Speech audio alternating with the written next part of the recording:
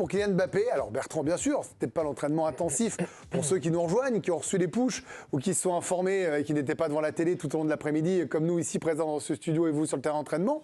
Mais Kylian Mbappé est sorti crampon au pied. Effectivement, Kylian Mbappé a couru en compagnie du préparateur physique de l'équipe de France. Dans un premier temps, un footing léger, ensuite des courses à plus haute intensité, le tout avec le ballon à chaque fois. Et cette séance s'est pour lui conclue avec des frappes devant les cages, comme certains de ses partenaires. À noter que ces frappes étaient vraiment retenues. Et d'ailleurs, nous a semblé voir avec Charlie Fort-Boursereau qui m'accompagne un échange avec un de ses partenaires où il indiquait qu'il ne pouvait pas frapper très fort compte tenu justement de ce qui lui était arrivé au nez. Donc il faut quand même rester très prudent quant à sa participation pour le match dans 2 jours maintenant uniquement face aux Pays-Bas. En tout cas, c'est une bonne nouvelle. On est content de l'avoir vu. Il faudra vérifier ses sensations et savoir comment il s'est senti parce que voilà, le pansement qu'il portait n'était pas très imposant, mais voilà, il avait quand même encore le visage un peu marqué, notamment en dessous des yeux. Donc voilà, on va voir comment il s'est senti aujourd'hui. Et la deuxième étape, ce sera de voir ce qu'il fait demain lors de la séance qui sera à huis clos, cette fois hormis le premier quart d'heure à Leipzig, veille de ce France-Pays-Bas. Et pour ce qui est du reste de l'effectif, oui. Théo Hernandez a fait du vélo, William Saliba a fait un footing avec un des kinés de l'équipe de France et Dayo Upamecano n'a pas participé à cette séance collective, il est resté dans le vestiaire ou au soin. Ouais, un mot quand même sur ces images qu'on voit, Bertrand. On le voit se toucher le nez après l'impact régulièrement. Enfin, voilà, c'est comme quelque chose quand vous avez une gêne, quand vous avez une coupure, une blessure, quelque chose. On voit qu'il était là, essayer de le remettre. On sent quand même visuellement, même si c'est moins spectaculaire qu'il y a 2 jours et on ne pensait pas le revoir dans cet état-là, on voit quand même qu'il est gêné.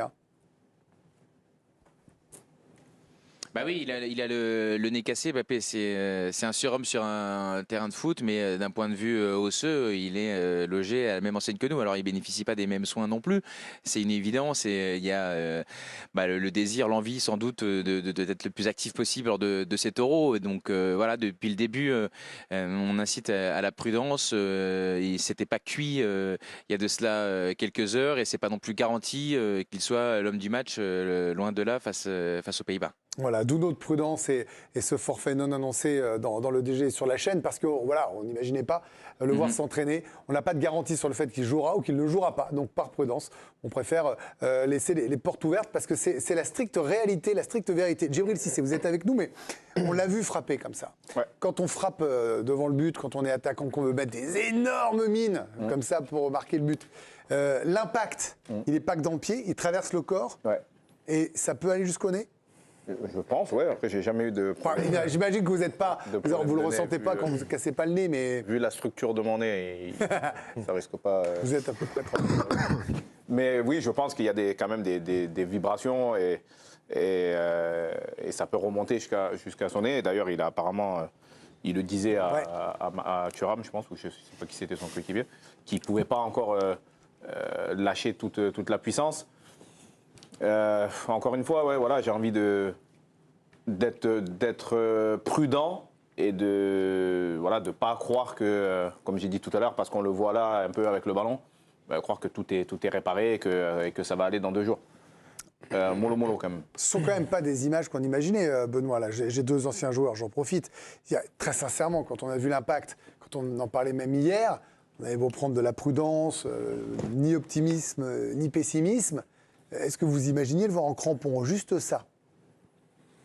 Honnêtement, je n'imaginais rien, parce qu'en fait, on ne connaît pas la... Vous manquez d'imagination, Benoît Trémoulet. Non, mais... Avec lui, on ne sait pas, en fait. On ne connaît pas la gravité de cette blessure, finalement. Il a une fracture du nez, ça c'est sûr, c'est acté. Oui, je suis d'accord, mais tous les médecins disent que ça ne peut pas être pire. Ah non, ça peut pas être pire. 15 jours de consolidation et après il faudra une opération. Et après, c'est suivant le ressenti de chacun, suivant comment chacun gère aussi la douleur. Il y a des joueurs sur des impacts qui vont peut-être rester 3-4 jours aux soins et d'autres, le lendemain, ils vont être sur le terrain. Donc voilà, je pense qu'il avait aussi envie peut-être de se rassurer et de faire un petit footing, de toucher un petit peu le ballon, même s'il n'a pas forcé. Je pense que c'était pour lui... bien de se rassurer. Après, on verra demain s'il montrera. Tu mettre le doute chez les Néerlandais aussi. Oui, Ils se disent, tiens, il est sur l'entraînement, comment on prépare le match. Bien sûr, après. Parce qu'eux, ils croient qu'il y a du bluff derrière. On verra vraiment demain s'il monte d'un cran, s'il frappe un peu plus fort, s'il y a des courses à haute intensité. Parce que comme le disait Jim, effectivement, ça doit un petit peu ça doit résonner partout. Moi, j'ai eu une fissure à la côte et effectivement, quand on frappe, ça résonne partout. Dès que Donc, vous rigolez, que vous éternuez, la côte, c'est terrible. Un mot, Samuel, quand même sur cette histoire de Mbappé. C'est vraiment lui qui va décider alors. Parce que Deschamps, là, s'il va le voir en lui disant, je suis hyper bien, moi. Franchement, si demain il lui dit, je frappe, ok, ça résonne un peu, mais franchement, coach, je suis bien. Moi, il me semble qu'il y a quand même un monde entre l'entraînement qu'il a fait aujourd'hui, relativement léger, très léger, ouais. et un entraînement à haute intensité avant un match d'Euro. Demain, on est déjà veille de match. J'ai du mal à imaginer qu'il soit capable, dès demain, d'être dans un entraînement de ce niveau-là et de jouer ensuite. Au point de rentrer en joker, par exemple, s'il y a un partout, c'est un peu dur, il reste un quart d'heure, mettre le trouble dans la défense néerlandaise, ou ça ne sert à rien de prendre cet éventuel risque. S'il ne s'entraîne pas demain correctement, normalement, je vois difficilement comment il peut jouer ensuite. À mon avis, le minimum, c'est de se tester dans les conditions d'entraînement à haute intensité avec le masque, par exemple, avant de jouer.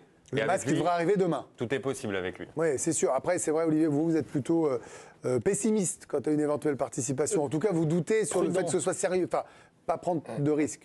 Ouais, prudent en fait. Je le mets pas. En plus, il y a quand même quelques jours en conférence de presse avant le match contre l'Autriche, il nous a quand même dit que la tête allait bien, mais que les jambes c'était moyen. Alors les têtes étaient là, mais pas les jambes. Donc maintenant, il y a le nez. Donc en fait. Qu'on le repose, qu'on profite du temps qu'on a pour le reposer. On l'a dit tout à l'heure, on ne court pas après cette qualification. On a quand même gagné déjà ce match contre l'Autriche. La qualification, elle est assurée à peut-être 70-80%. Je pense qu'on peut se passer de Kylian Mbappé sur un match. Pas sur toute la compétition, évidemment, mais sur un match, je pense qu'il ne faut pas faire n'importe quoi. Ça reste quand même notre meilleur joueur. Donc moi, je ne prendrai pas de risque, je resterai assez prudent. Bertrand Latour, on vient vous revoir, parce qu'après, vous devrez quitter le stade d'entraînement. Mais finalement, vous nous avez donné toutes les infos, et on vous en remercie, mais vous avez bien un ressenti. Enfin, au moins, quand vous êtes ici, journaliste chroniqueur, que vous vous agacez, là, c'est quoi votre sentiment? Vous, là, Bertrand, je parle à celui qui sera normalement autour de la table. Ouais.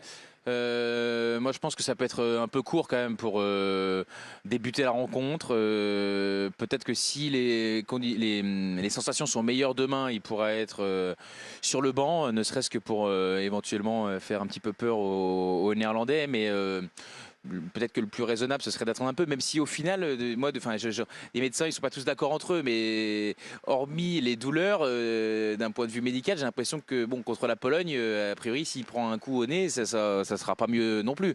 Donc voilà, moi je pense que pour après-demain, ça peut peut-être être un peu juste, mais en tout cas, voilà, la balle est dans son camp. Il sera pas sur la pelouse si lui ne se sent pas. Après, il reste à savoir si le staff, dans la mesure où le premier match a été gagné, a envie de prendre le risque s'il doit y en avoir un à ce moment-là ou pas. La question du masque aussi se pose. Quel masque il aura? Est-ce qu'il se sentira bien avec ou non? Il y a quand même pas mal d'interrogations. Je ne suis pas catégorique, mais comme ça, intuitivement, je n'imagine pas qu'il soit dans le 11. Un dernier. Après, premier, je vous libère. Comme Giroud s'était pas entraîné, petite douleur adducteur. Là, il est revenu dans le groupe. Tout va bien, on rassure tout le monde? Oui, Olivier Giroud, il a participé à la séance qui était très légère. Hein. Franchement, ils ont fait un échauffement, ensuite un grand taureau géant avec tous les joueurs qui étaient disponibles, quelques séances de frappe devant les cages pour certains. Il n'y a pas participé.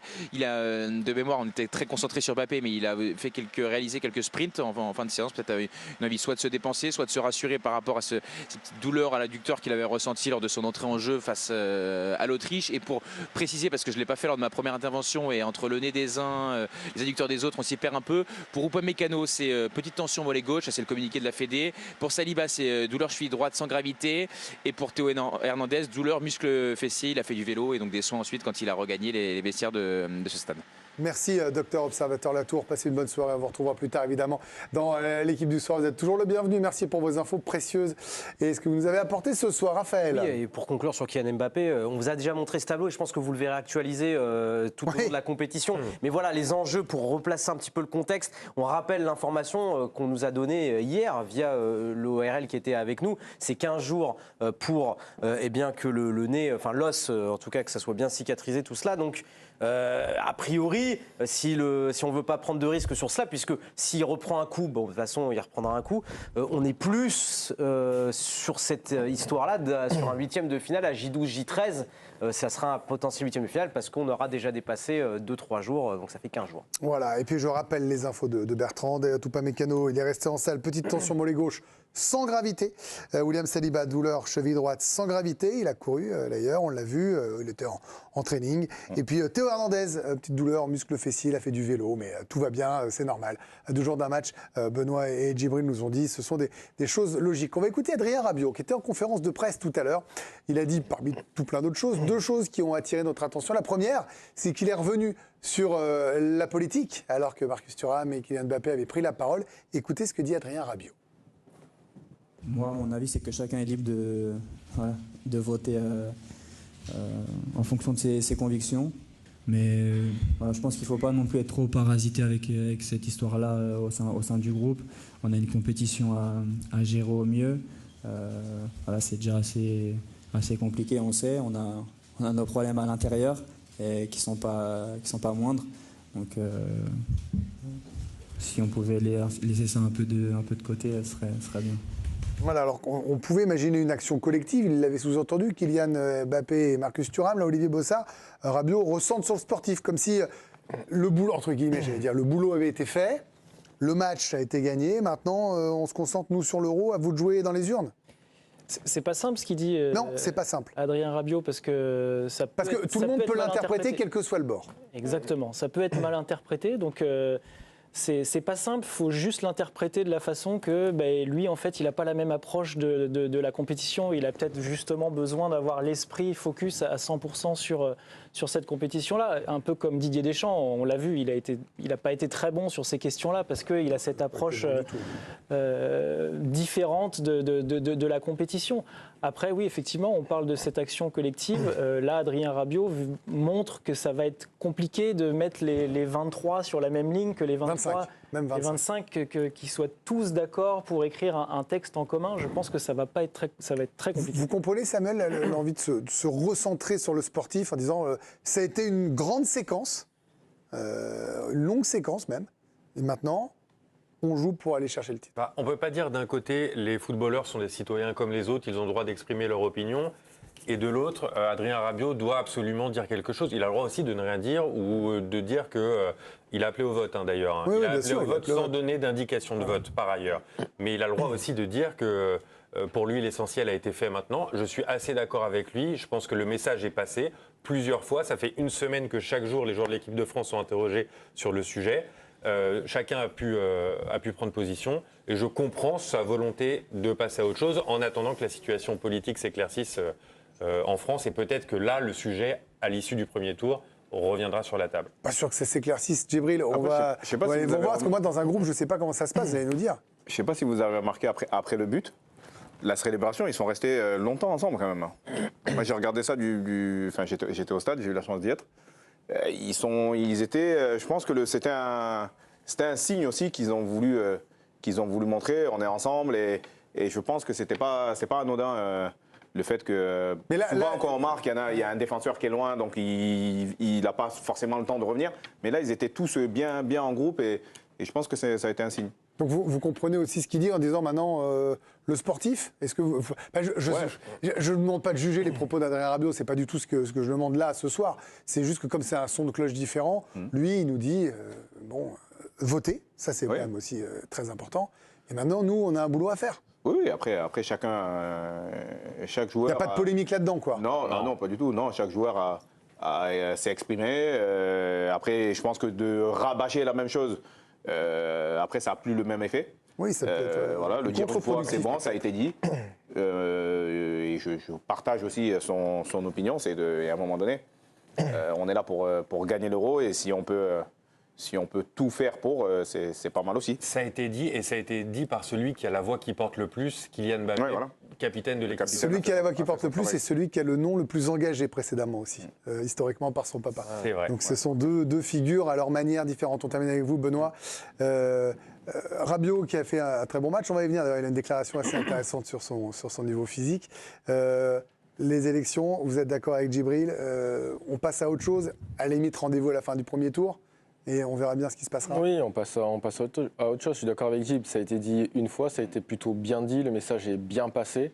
Parce que voilà, on a tous nos convictions et c'est des convictions que je partage, celles de Marcus Thuram et de Kylian Mbappé. Donc voilà, il faut passer à autre chose. Ça a été dit. Il y a un Euro, il faut rester focus dessus parce qu'on sait très bien que le moins grain de sable peut parasiter un groupe, peut parasiter aussi une compétition. Donc voilà, maintenant c'est aussi à tous les Français d'aller voter tout simplement. C'est aux Français.